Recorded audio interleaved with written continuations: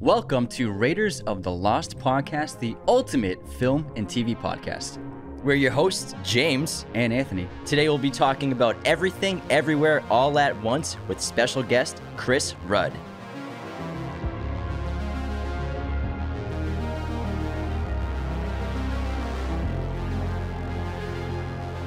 Hello, movie friends. Let's get into everything, everywhere, all at once. And on today's episode, we have special guest Chris Rudd from the podcast Streaming Things, which is currently one of the most popular Stranger Things podcasts on the planet, and his movie TikTok account, Movies Are Therapy. Welcome to the show, Chris. How are you? I'm wonderful. How are you folks? We're also wonderful. Great. So We're excited great. to have you on. You just had us on your show, Streaming Things, last week. That was a lot of fun, and congratulations on you guys are killing it with your show. I saw you guys, top 20 in the United States for TV and film in the category. Yeah, it's been crazy. It's blowing up, as the kids say. Very exciting. So exciting. And are you very excited for Volume 2 to be dropped and released? I'm terrified, to be honest with you, but I'm also extremely hyped. Yeah. I'm looking forward to it. I love your TikTok account. It's really great. Yeah, we found you, like 6 months ago or something like that? And yeah. if you've seen his TikTok account, he's the guy who talks about movies and wears the white A24 hat. So we have him on for an A24 episode. Yeah, I had to bring the hat today. People wouldn't recognize me. So what is it about A24, the studio and their films, that you just love so much? I'm just kind of a poser. You know, I want people to think I'm cool. And Want to be hip? so I wear the Artistic? hat. No, I just think it's synonymous with originality and risk-taking in an industry that I think for a long time a lot of us thought was getting stale. And as much as we love superhero flicks and Lego sequels and how fun that is, it started to become this common refrain that it's all the same stuff all the time.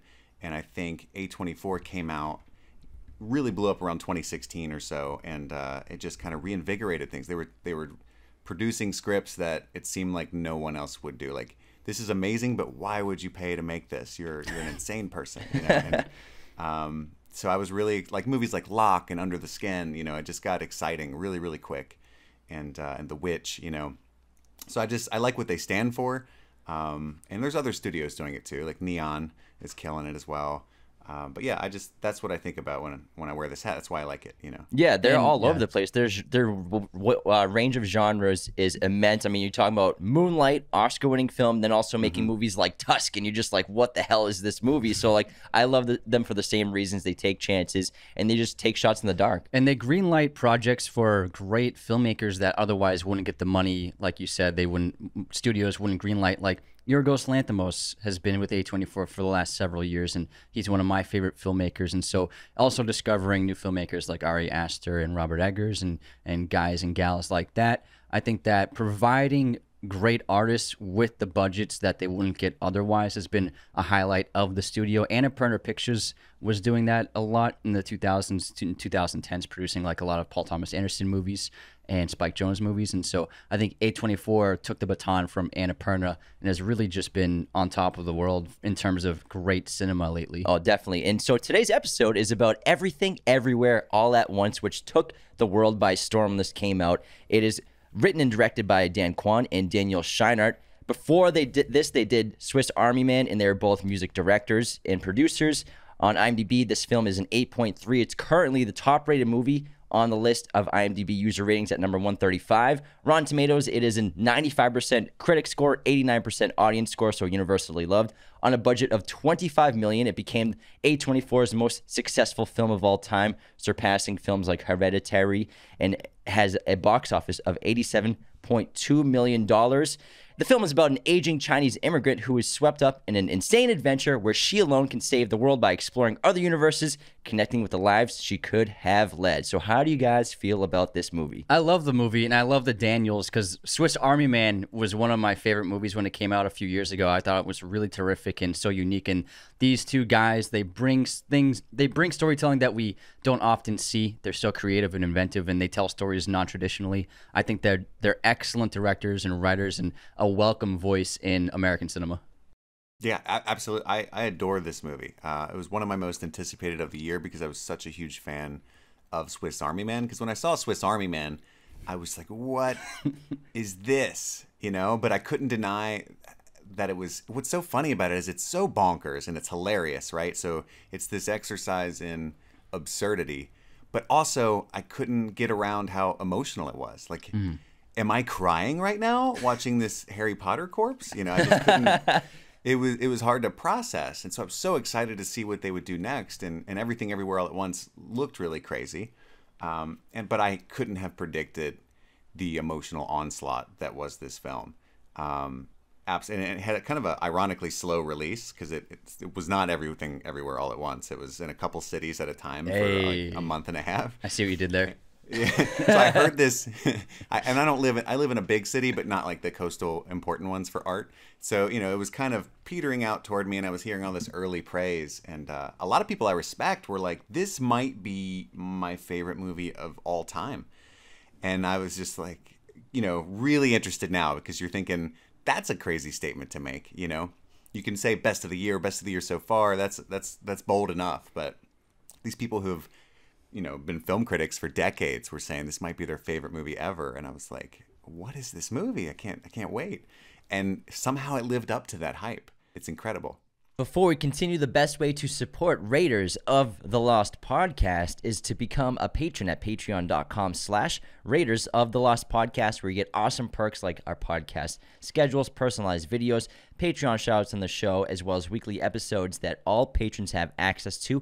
Our $10, $25, and $100 tier patrons have access to our Discord, where we communicate with you every day and do watch parties every month, as well as $25 and $100 tier patrons get their own custom episode that you get to pick, and we'll do an episode for you. $100 tier patrons are executive producers of the show and get a credit at the end of every main episode, as well as they get a personal watch party too with us. We launched our podcast masterclass online course last year, so for anyone who wants to start a podcast or improve their current podcast, our 22 chapter 46 video lesson course to give you all the secrets behind the scenes of our show. The link is podcastmasterclass.teachable.com, or just go to our website, raidersofTheLostPodcast.com. It's right there on the homepage. Thanks so much for tuning in around the world. Leave those 5-star reviews and hit the notifications. It's so incredible and wildly original.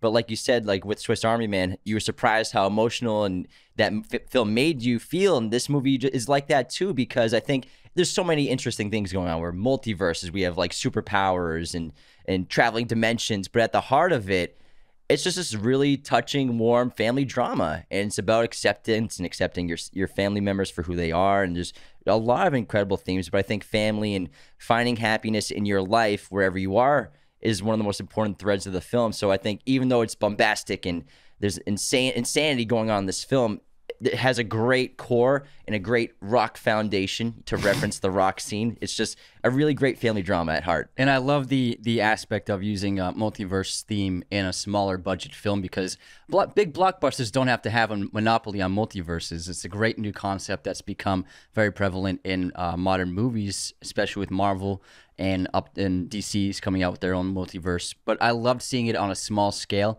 with just ordinary people involved in the multiverse, not superheroes, not superpowered beings. Although Jobu has superpowers, you could say. Jobu Tupaki. But I really loved just like an ordinary woman being mixed up in the multiverse was a really great take on that entire idea of having a multiverse. Yeah, I love the multiverse, and you're right. It's cool to get that independent film. The visual effects were awesome. All the visual effects for this film was done by 9 people, including the 2 directors, with the majority of the shots being done by a core group of just 5 people.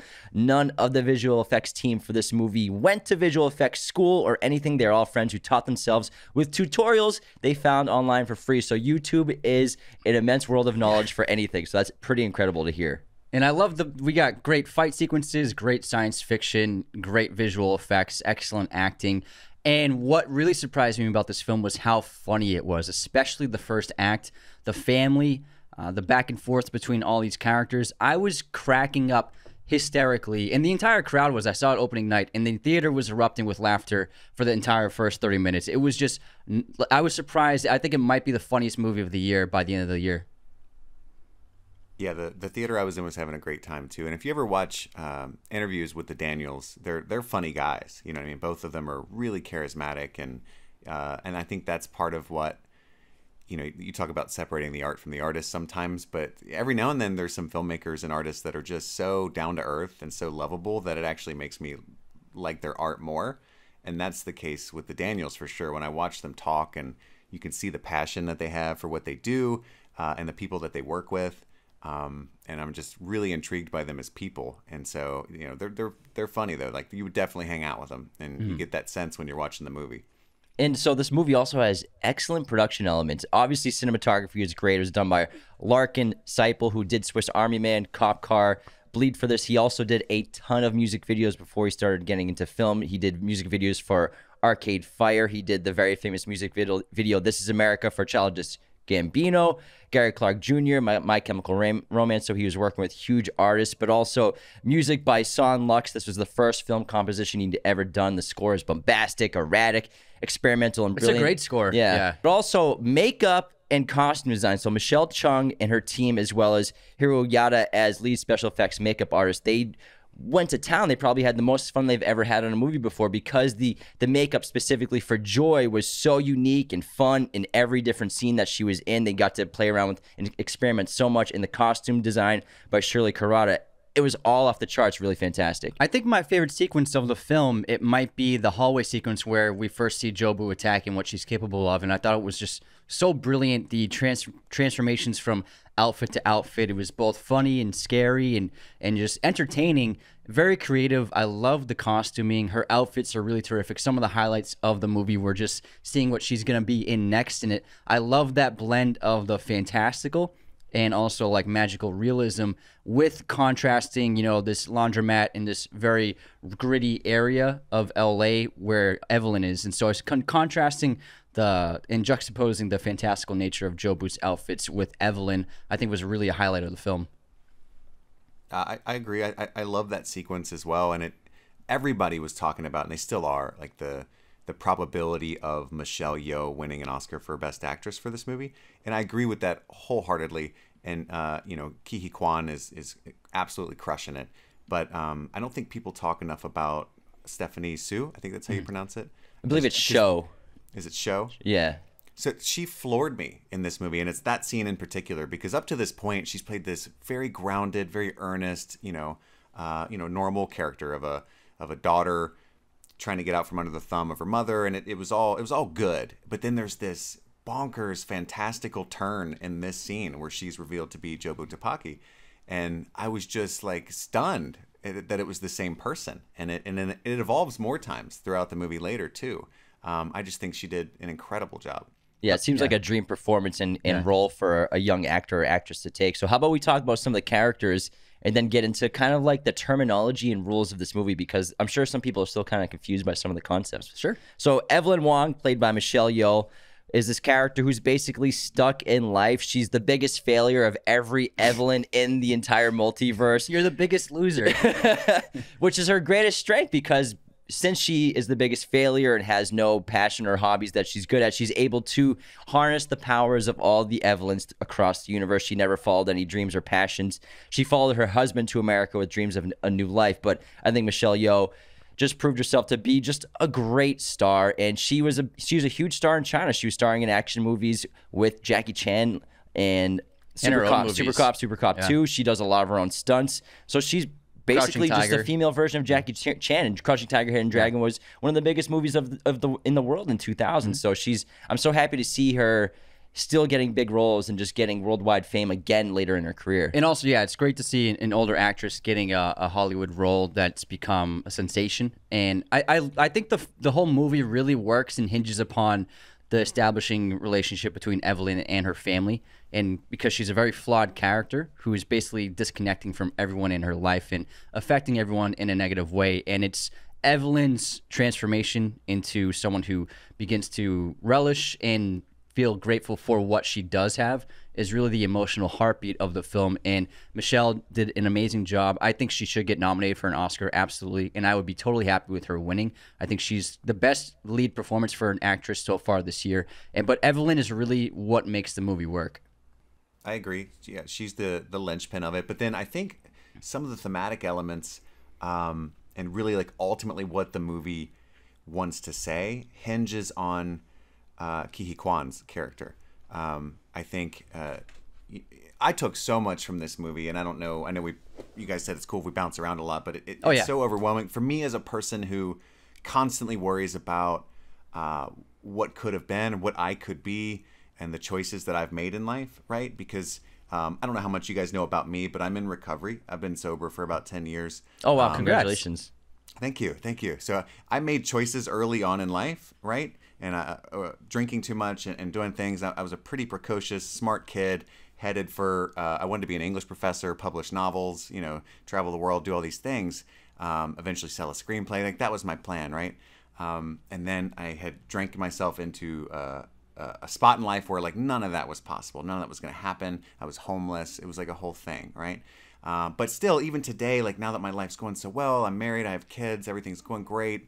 I got my hobbies, I've got lots of friends. I'm safe, I'm healthy. But I look back and I look at like the forks in the road and like, I've got friends that went to MIT and they're doing incredible things now. Other friends that are working for Xbox in Seattle and I'm just like, man, what could have happened, And then watching this movie, and they do that Wong Kar-wai bit with Kiko Kwan. In the Mood for Love, yeah. And he's like, I would have loved in another universe to just do taxes and laundry with you. You know what I mean? That destroyed me because I have this like insatiable urge for grandiosity that bothers me all the time. But I have this incredible life. I got 2 puppies down there. You know what I mean? Like people would kill to have those puppies. I should be so happy and content all the time. You know what I mean? I think that's ultimately one of the many beautiful themes of this movie that just I honestly can't stop thinking about ever since I saw it. I also took that away because we live in this modern world and we're on social media and we're seeing all these, especially on social media and Instagram and TikTok, all these basically filtered lives where it looks like other people are living extraordinary lives and makes you feel a little depressed and negative about your life and also makes you question things. And it feels like what you have is never enough at times. And that's what Evelyn's feeling in the first act of the movie. And then Wayman, like you said, he really reveals to her and makes her understand that it's okay that you made mistakes and it's okay that you made bad decisions in your past. But even I've made bad decisions, but I'm happy just to be here with you, Evelyn. And I'm happy, regardless of what we're doing, I'm just happy to be here with you and with our family. And this is enough. This laundromat that's failing and being audited and our life's kind of hectic and a mess, but this is still more than enough for me to be happy. Yeah, Wayman's probably the key for Evelyn to just accept her reality and accept her fate. We have the husband version who's very passive and defeated and just is kind of like a yes man, but just wants to be happy and everyone to be kind and be happy. And then the alpha Wayman, he's very strong. He never married Joy, and then there's the other Wayman who they didn't get married, and because she didn't follow that Wayman to America, she ended up becoming a world-famous actress and movie star, martial artist, a female version of Bruce Lee. And so when you, like what Chris was just talking about, when you like think back about the things in your life, like what kind of paths could your life have taken?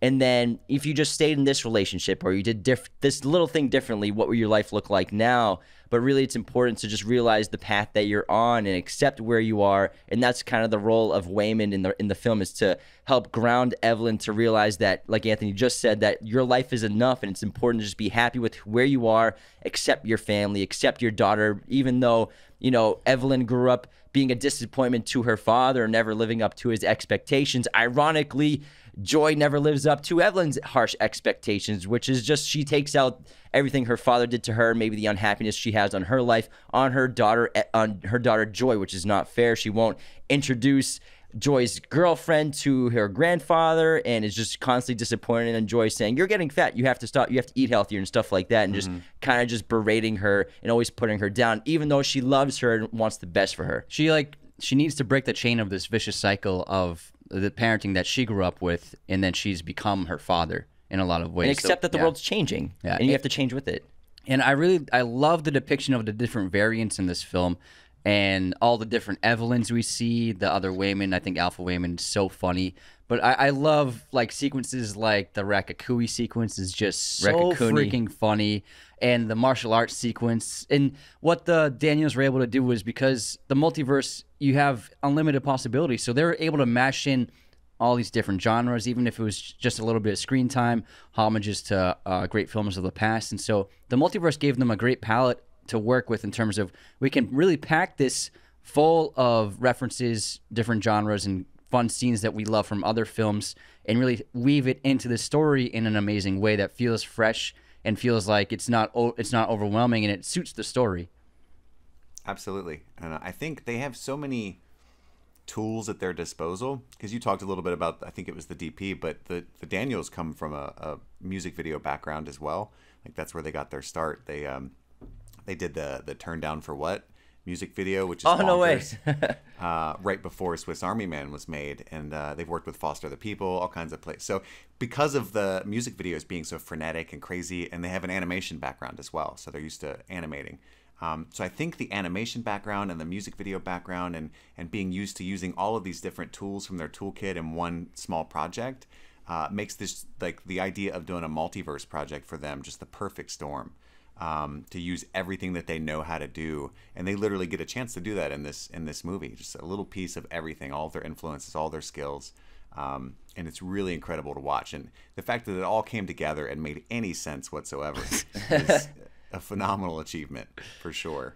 It's so cool how many really talented and creative directors started out as music directors and video directors. Like obviously Spike Jonze working with Jackass, but then doing a ton of music videos, and he still does some here and there, but turned into a phenomenal director. And David Fincher started as doing music videos and commercials, and it's just really interesting the directors who move from music videos. Move on to film, and then they are some of the most creative and interesting and maybe the most brave voices in film because of the risks that they got to take doing music videos, because music videos, like one of the main objectives of a music video is to make something crazy that no one's ever seen before. You have to keep people engaged for 4 minutes with the song, and you want to connect them with always thinking of this music video when they hear that song and have a great cerebral experience. And so I think because they get to so much creative freedom with music videos, it just expands in film. Yeah.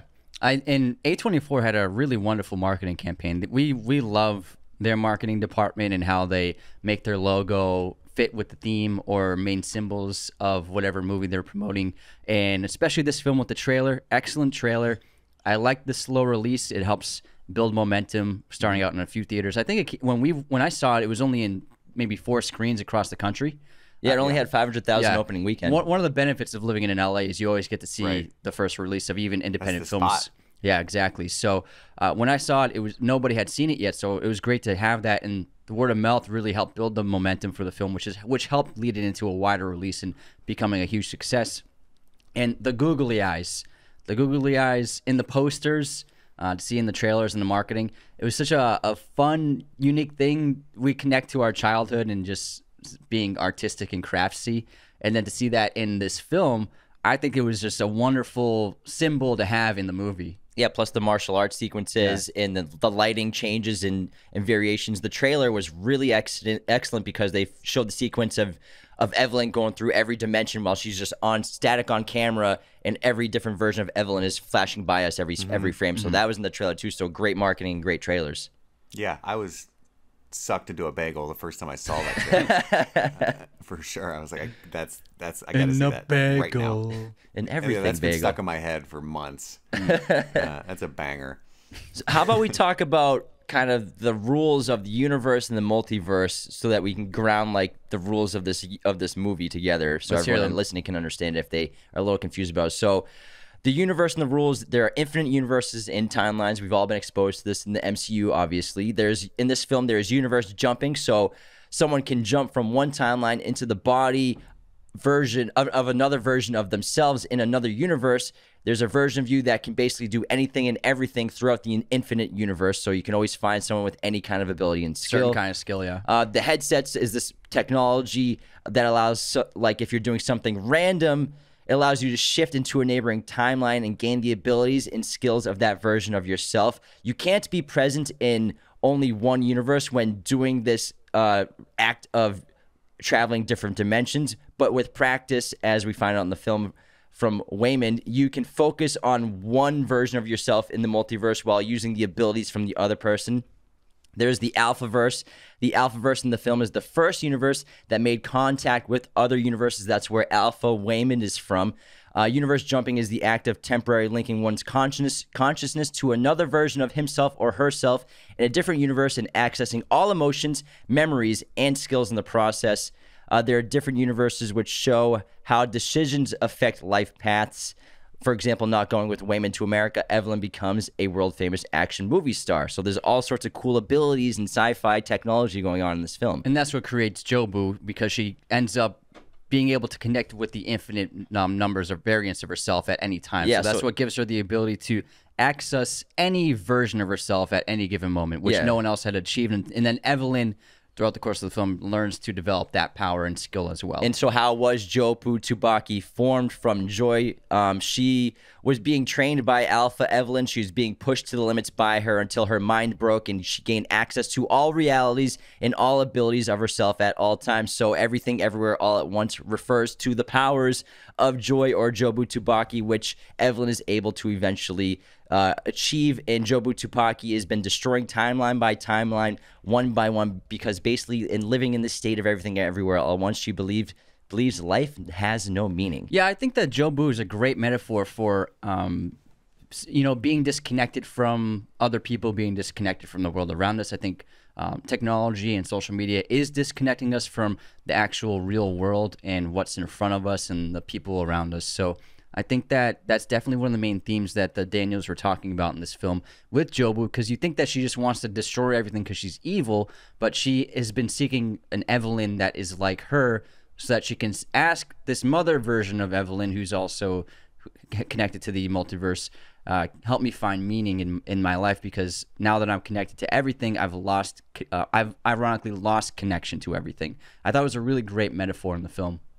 Yeah, I adore it so much, because ultimately Alpha Joy was turned into Jobu Tupaki, this super villain, by her mother pushing her too hard, right? In the Alpha universe. And that's really the central theme of the movie, with the Evelyn and Joy that we know.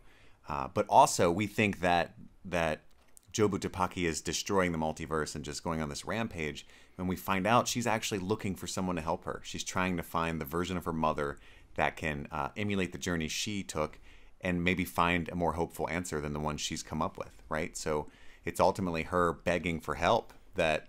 So anyway, any way you shake it, there's so many layers to this that can be a beautiful message for you in your own life. And it's exciting, because everything is so niche about it on the one hand, because it's a lot about queerness. It's a lot about immigrant families in America.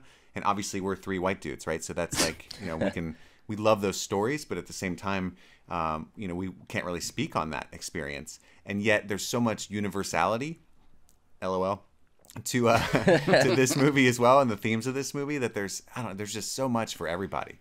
It's really an incredible achievement.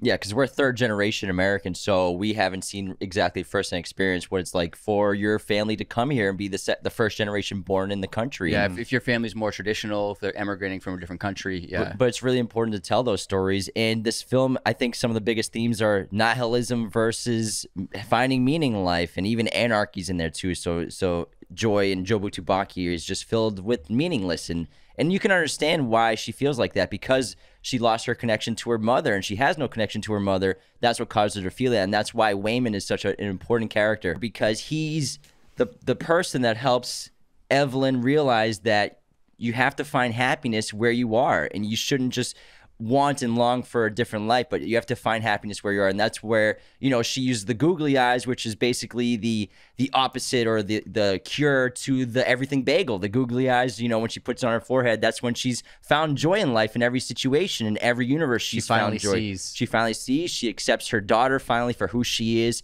in every universe and every multiverse. And that's why she doesn't want to fight anymore. And she ends up using her abilities to subdue everybody in silly ways, because she doesn't want to kill anybody. She doesn't want to hurt anybody. She doesn't want to fight. She just wants her daughter, and she just wants to be happy in the laundromat with Wayman and her daughter again. She learns to fight like Wayman. She learns to fight with kindness. Yes. Let's talk about the fight sequences after our intermission. Oh, yeah. Let's head on into intermission, fellas. Because the fight scenes are some of the best scenes, but let's get into the intermission first. Raiders of the Lost podcast is brought to you by our friends at Manscaped, the leaders in men's grooming. Use our coupon code Raiders of the Lost at checkout from manscaped.com to receive 20% off your entire order and free shipping worldwide. They have a bunch of new products that I would love to talk to you about. For example, their Boxers 2.0, which they just launched. They sent Anthony and I a couple pairs each. And I got to tell you, these are the most ridiculously comfortable boxer briefs I've ever worn in my entire life. I want to get so much more of them, so use our coupon code to get some discounts on that. They also just released their Platinum 4.0 collection, which is their best deal yet. It includes the following products: Their Lawnmower 4.0 trimmer, which we've been telling you about for so long. It is like a rocket ship for your grooming needs. The Weed Whacker Nose Hair Trimmer, Ultra Premium Body Wash, 2-in-1 Shampoo and Conditioner, Deodorant, Anti-Chafing Deodorant, Ball Spray Toner, Boxers, and a Shed Travel Bag. These are some of the best grooming products you can find on the market. Use our coupon code Raiders of the Lost at checkout from manscaped.com. You'll get 20% off your entire order and free shipping worldwide. This show is also sponsored by our friends at movieposters.com, the #1 place to get your posters online today. Use our special promo code Raiders10 to get 10% off your order today. They have a gigantic selection of pretty much every movie and TV show imaginable in their arsenal, as well as all sorts of sizes, framing, and backlighting for your poster needs. Again, head on over to movieposters.com and use our special promo code Raiders10 to get 10% off your order today. Now, how about we begin with our movie quote competition? Sounds good. I'll go first, guys. Go for it. This is two characters talking. What should we drink to, sir? Down with Hitler. All the way down, sir. I know this. That's Inglourious Bastards? Yeah, Michael sir. Fassbender and what's his Mike name? Myers. Mike Myers, yeah. Michael Myers. Michael Myers. Great scene. I thought you said get Michael Myers masks. These are Mike Myers masks. Baby Driver. Yeah. Here's my quote. Who are we if we can't protect them? We have to protect them. Oh, I know this. Who are we if we can't protect them? I don't know it, I don't think. I think it's A Quiet Place. Correct. Nice. Emily Blunt's character, also named Evelyn. Oh, no way. Believe it or not. All right, Chris, what do you got? All right, okay, let's use this one because I brought two just in case. Let's use this one. What's the most you've ever lost on a coin toss? That is Anton Chigurh, No Country for Old Men. Don't put it in your pocket. Put it in your pocket. Don't put it in your pocket, otherwise it becomes just a coin, which it is. What's your other quote? Yeah, let's hear them both. Let's do this one. Yeah, this one's fun. If you don't know Jurassic Park, you don't know shit. Huh, that's a good one. If you don't know Jurassic Park, you don't know shit. That's actually facts. and it's facts. The original. I don't know. I'm stumped. Yeah, I'm stumped. That's from Swiss Army Man. Ah. I had like this little thematic thing I wanted Great, to play. I like 'cause it. When he's showing the body. Yeah. I usually do themed intermissions, so all of mine are Cillian Murphy questions this week. Nice. Yeah. All right. Guess this movie release year, gentlemen. Sunshine. I'm gonna say 2007. What about you, Chris? Ooh, that would have been my guess. So All I'm right, going to should we- go. You I'm can gonna guess it do- too. You can guess it You too. can guess it. You sure? Yeah. For 2007? It's not Price is Right rules. It's fine. Yeah, I was going to do 2006. I was going to do Price is Right rules. 2007.5. I would always. 2007 and 1. Can you imagine having to guess first, then someone's like 2001? I'd be like, go F yourself. Like, are you kidding me? And they win the laundry machine. They win a car. Like, you mother effer. It is 2007. Hey. All right. Yay. Air 5. Nice job, guys. Okay. Guess this movie release year. Red Eye. Ooh. With Cillian Murphy and Rachel McAdams. Wes Craven movie. I'm going to say 2009. Chris? 2003? It is 2005. Oh, same year as Batman Begins. Yeah, same year as Batman Begins. We sandwiched it. Nice try, guys. Nice try. All right, Chris, your turn. Okay. Duncan Jones' Moon. Love this movie. I'm going 2011. 2000 and let's see, source code I think was like 2011, wasn't it? I don't know. Was it? I'm going 2009 again. It was 2009. Yeah, let's go. Nice. Good Yeah, I one. think source code was 2011, 2012. Yeah, that's a great movie too. They both are. They're both awesome. I think Moon Have you is- seen Source Code? I actually haven't. Oh, check I it was out. doing- It's really good. really phenomenal. It's terrific. Yeah, I was doing a big time loop project, and Uh-huh. that came up, and people Yeah. were like shocked that I hadn't seen Highly that. recommended. It's Really, it's really really one of the great. most underrated sci-fi movies of the last 20 years. Well, so is in Moon. Moon's Moon's great, incredible. too. I think that's a masterpiece. I like source code better. Really? Yeah, I do. Interesting. Yeah. Hey, you get to have your own opinions. I They're think all it's valid. terrific. Yeah. All right, movie pop quiz time, guys. You ready? I'm Ready. scared. What movie does Michelle Yeoh appear in with Brendan Fraser and Jet Li? Brendan Fraser, Jet Li, and Michelle Yeoh. Interesting. The Brendan Fraser's throwing me way Yeah, off. Brendan I Fraser's figured throwing me off. this would be a stumper because of that. You'd be like, Oh, Brendan I Fraser. know. I got this. Don't say it out loud. I got it. I don't got it. It's it's the Mummy 3. Yes, the Tomb of the Dragon Tomb of the Emperor. Dragon Emperor, yeah. Oh, yeah. Jet Li is the main villain. That was Yeah. pretty much Brendan Fraser's like last big action movie. Yeah. I I feel like. blocked The Mummy 3 out of my consciousness. I actually never saw it. I seen it. It's all right. I remember the other two actors from the trailer. Yeah, it's and they, all right. They also recast Rachel Weisz with Maria Bello. And as- the second Mummy isn't even amazing either. I think it's great. It's pretty good. It's It's fun. nothing close to the It's first fun. one. But It's the fun. first Mummy. Yeah, the first the one's first Mummy. Iconic. They'll never come close. Like that. Those movies don't get made anymore, man. That is It's such a good movie. film treasure. Yeah, love it. Okay, here's my quiz question. Cillian Murphy co-starred in the film adaptation of what famous true-to-life story, which was written into a world-famous novel? So it was a novel before the movie? So the movie's not based on the novel; it's based on the story that inspired the novel. And it's a true story. It's a true story. So it's not Batman Begins. it's not. It's not 28 Days Later. Can you imagine? I hope. I haven't been into Europe yet. This is a good Be on question. the news. Cillian Murphy. Co-stars. He's a co-star. And it's a very famous novel, but the movie's based not on the novel, but on the story that inspired the novel. It's a very famous And the novel came first. The novel came first. The novel is old. It's an old novel. But the novel, a lot of people don't know, is based on a real story that the writer fictionalized. Fictionalized. I don't know, man.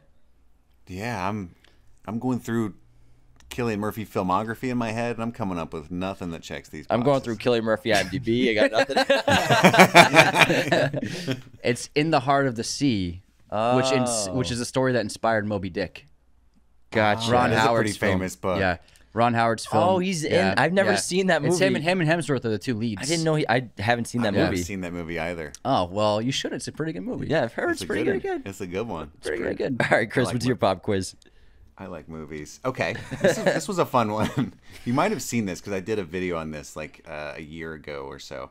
Anyway, only 3 films have ever won the Big Five. No.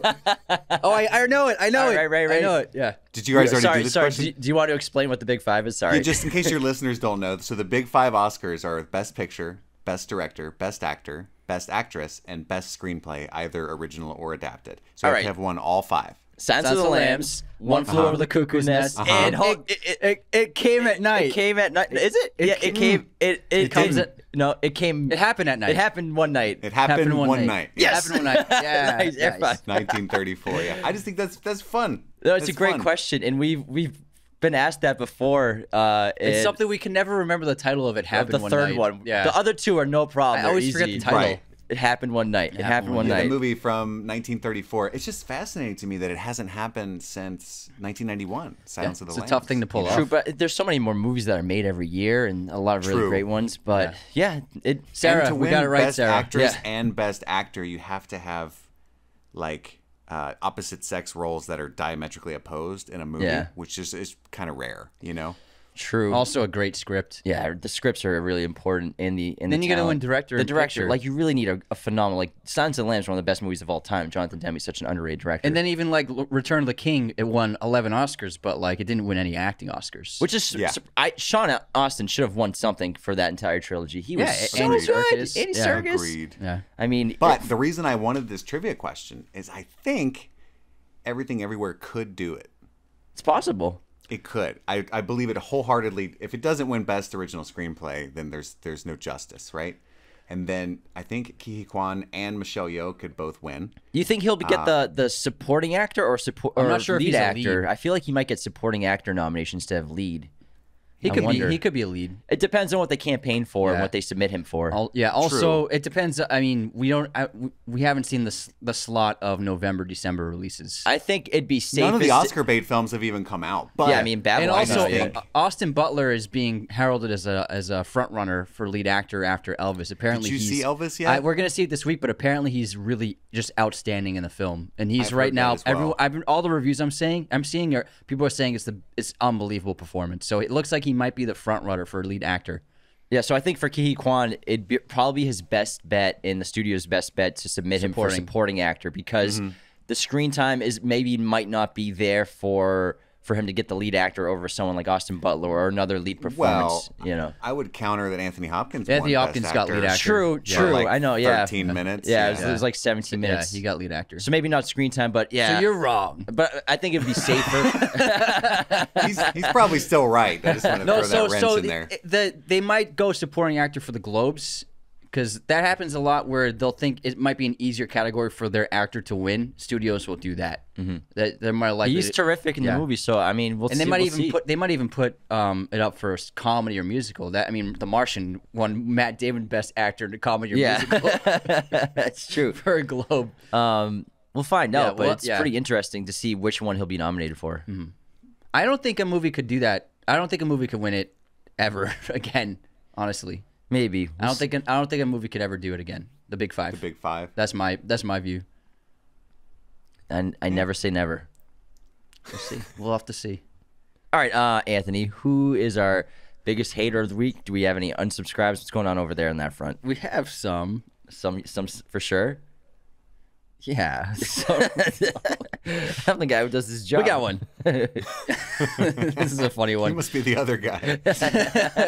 So we had an upload problem when we made a transition into a different hosting platform, and unfortunately, we're not able to post our traditional Thursday episode this past Thursday. So we had to post our Stranger Things seasons 1 through 3 review on Friday instead of Thursday.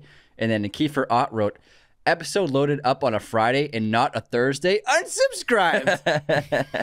Cracked me up. Yeah, we had some issues getting our podcast onto Spotify, but video podcasts are working, so we will be slowly updating all the episodes to get video podcasts up, and everything looks like it's going well now. Finally, we had a hectic 48 hours. And we have a Godfather patron to shout out today. Who is it today? Ryan Matthew Donaldson. Thank you so Ryan! much for being a Godfather patron. We made you an offer you couldn't On the day of our refuse. daughter's wedding, you became a patron. So we appreciate your support. Patreon really helps us do the show full time, so every patron is very much welcome to be a part of our membership, and especially Ryan for being a Godfather tier. We appreciate you so much. Now, Ryan has a really interesting selection for their bonus episode. They asked to do a spotlight of Ray Harryhausen, who is a legendary animator and special effects artist, paved the way for a lot of stop motion. He made like the Argonauts movie and the Creature from the Black Lagoon. So nice. A lot of great classical stop motion animation. He paved the way for that in film. So Excellent it'll be a choice. fun spotlight episode. Can't wait to talk about that. Thank you again, Ryan. Thank you for being a Godfather We patron. appreciate you so much. Now, on this day in film history, today is June 30th. In 1925, Charles Jenkins is granted the U.S. patent for transmitting pictures over wireless, which was early television. In 1971, Willy Wonka and the Chocolate Factory is released. In 1995, Apollo 13 is released. In 1989, The Karate Kid Part 3 is released. In 1993, The Firm is released. In 2000, The Adventures of Rocky and Bullwinkle is released. In 2004, Spider-Man 2 is released. In 2008, Mamma Mia premieres and The Devil Wears Prada is released. In 2010, the classic Twilight Saga Eclipse is released. In 2015, Scream is released. In 2016, the BFG, We're in the summer. There's a lot of releases. The Big Friendly Yeah. Giant, is released. And happy birthday to Vincent D'Onofrio, Mike Tyson, and Lizzie Kaplan. My streaming recommendation is actually going to be for July 1st, starting on HBO Max. Last Night in Soho will be on the platform. Oh, cool. Good snag by Warner Brothers. My streaming recommendation is Peaky Blinders. Season 6 just dropped in America on Netflix, so and it's excellent. I'm 3 episodes in so far. It's one of my favorite seasons of the show. We're big fans of it, you all know. So if you haven't caught up yet, now's the time to do so. Peaky Blinders is one of my favorite shows of all time.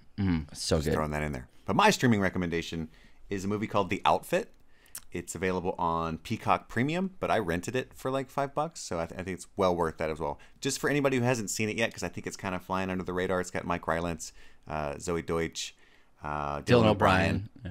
Super fun, like one location movie. I loved it. And the guy who wrote Imitation Game made that, right? Wrote and directed that. It's his first. It's his directorial debut for feature so films, right? Congratulations for him for that, because he won an Oscar for The Imitation Game, and that is an excellent script and a really excellent movie starring Benedict Cumberbatch. And Mark Rylance is really just one of the best actors alive. He's so good. And I feel so like good. Steven Spielberg really blew him up to like mainstream audiences, I feel like, with The Post. Well, he was a stage actor all his life, and he never really wanted to get into film.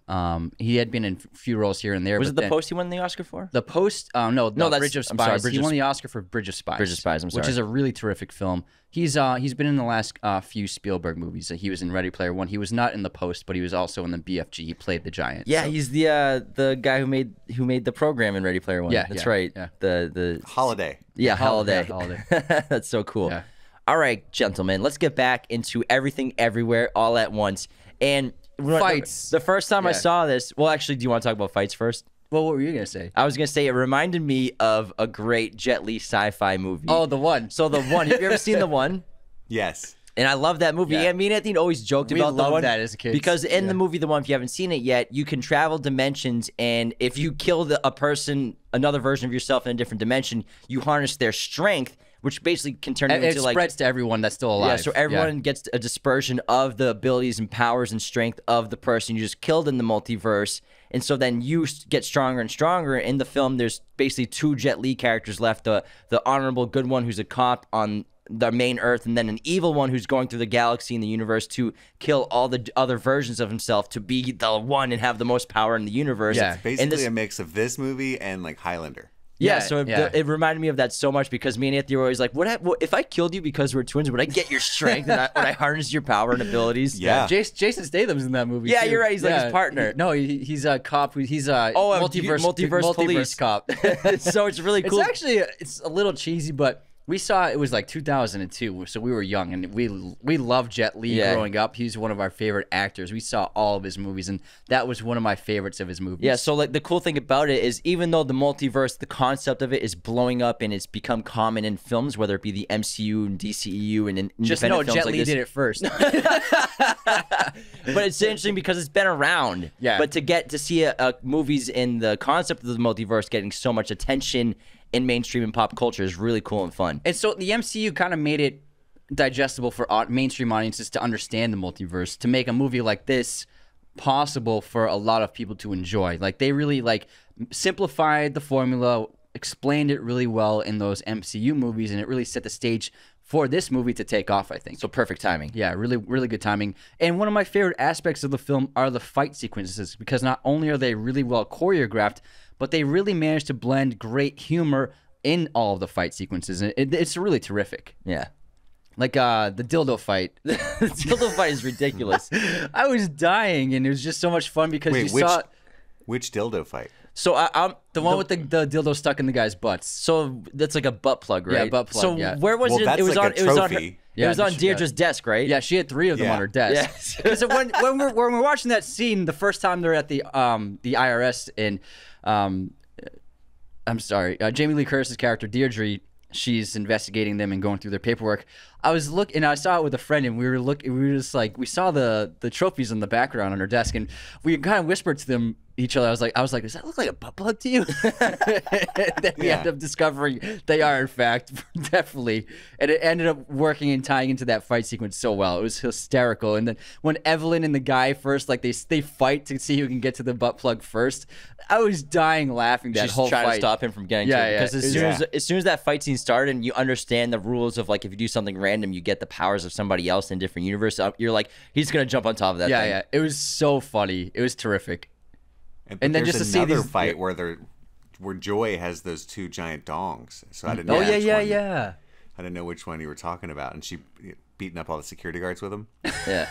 I really liked Wayman's fight with the fanny pack. I thought that was so cool and unique and interesting. And I know Kwan was a little disappointed because he wanted to do like kicks and fists. He's like, I'm like trained. I can like fight for real. He's a choreographer. Like, and I'm a choreographer. Yeah. And so I know martial arts. So like, are you guys sure you don't want me to throw in some punches and kicks? And the Daniels are like, no, we just want to use the fanny pack. Yeah. So, but then when he saw the footage, he's like, wow, that's actually really incredible. It's very funny, and when he just makes it heavier and heavier, and then the final time he fills it up, and the guard looks at him like, oh shit, and then he whacks him in the face. It's fun. Like, when have you ever seen a fanny pack as a weapon? And it really harkens back to kind of the slapstick martial arts of Jackie Chan and how he made that so famous and kind of coined it in his career, where using fun tools Charlie as Chaplin martial arts. fighting. Yeah, so it's really cool how, like, I think they were just like referencing Jackie Chan with that entire fight sequence. And actually, the Daniels originally wrote the script with Jackie Chan in mind for the lead role. Ultimately, Daniels considered the leading role to be played by a woman, feeling a husband and wife relationship was more convincing,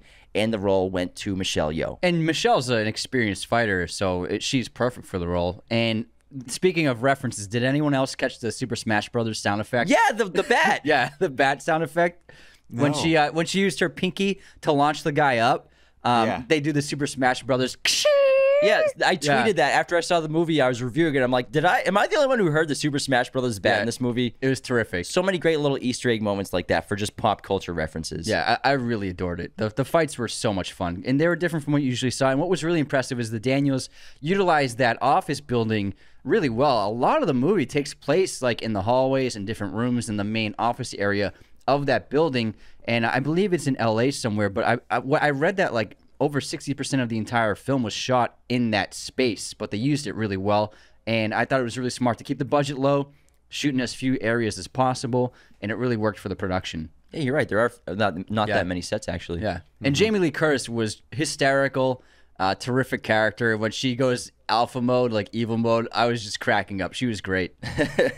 Not to mention, they just got so creative with what you could do with the multiverse, with the infinite possibilities of what a world could look like, what people could be like. I mean, the hot dog fingers was so disturbing and weird and silly and fun at the same time as just being very creative and just like going with it, like screw it. And now it's just such a memorable part of the film. I'm sure this Halloween we can expect to see a ton of hot dog fingers costumes at parties and bars and stuff.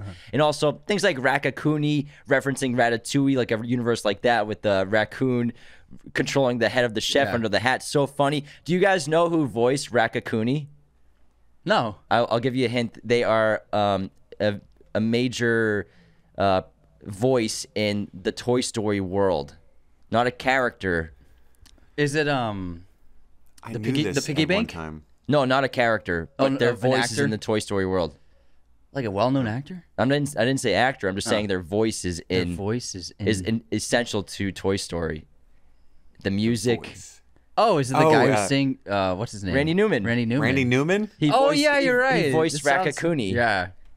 Got a friend. Which is just like the fun. That sequence was I died when she walked into the kitchen and they were discovered and it was so funny. I think that was my It's like, we gotta kill her. We're gonna kill her. And then she I jumps would on have his paid head. so much money to watch that with The fight. Patton Oswalt. Like he's such a film aficionado, but also like the joy he probably experienced being referenced. And I don't know. I would have paid a lot of money. I don't Terrific. have much, but I would have paid everybody. Yeah. I think that was my favorite sequence where Raccacoonie shows up and she's on top of his head controlling him to run after the car. He's like, let's get your raccoon, or we gotta get your raccoon it was back. so funny. It was so So funny. they were just being out there and so creative, and I think also the makeup that they do on Jobu Tubaki in the wardrobe, and especially that layer that she's created, like the all white temple with the everything bagel, and because the movie is so absurdist and out there, the concept of just having an everything bagel serving as the concept and vehicle for the destruction of the entire multiverse by turning it into a black hole, and it's just an everything bagel. It's just so fun. And it fits with the mood of the movie. Yeah, it fits the tone and the comedy and the humor. They really crafted a great, unique tone with the film that is, you can't really pinpoint it and you've never seen it before. And that's so hard to do, in 2022. Just completely craft something that's, references so many wonderful like film styles and types in other movies, but at the same time is so fresh and so new and so inventive. It's really hard to pull off. And they did it. They did it. They did it. And like you said, it's so emotional, especially by the third act and the finale. And when Evelyn and Joy finally have that heart to heart, and there's that embracement, and they're both crying, and it's such a great cathartic moment. Like, you feel that, and you feel so happy that Evelyn, who's gone through this crazy adventure, is finally embracing what's important in life and accepting what she already has as being enough for her. And I just really adored the whole ending. movie's a cathartic moment, and it makes you like reflect on your life and try to live your life in a more positive and in happy way, and filled with joy, and finding the silver linings in your situations in your life, and trying not to worry about mistakes you've made in your past and where your life path has taken, because we've all wanted to wish we could go back in time and do things differently, but you are where you are now, and it's important to just appreciate it and live in joy and accept the people around you, accept your family members for who they are. And like I said, just change with the world, because even though they're trying to supposedly protect the grandfather from getting upset by not telling them about Joy's girlfriend, he's got to change with the world too. The world's changing. You got to move with it, and you got to adapt. And I think that's just one of the great messages of the film as well.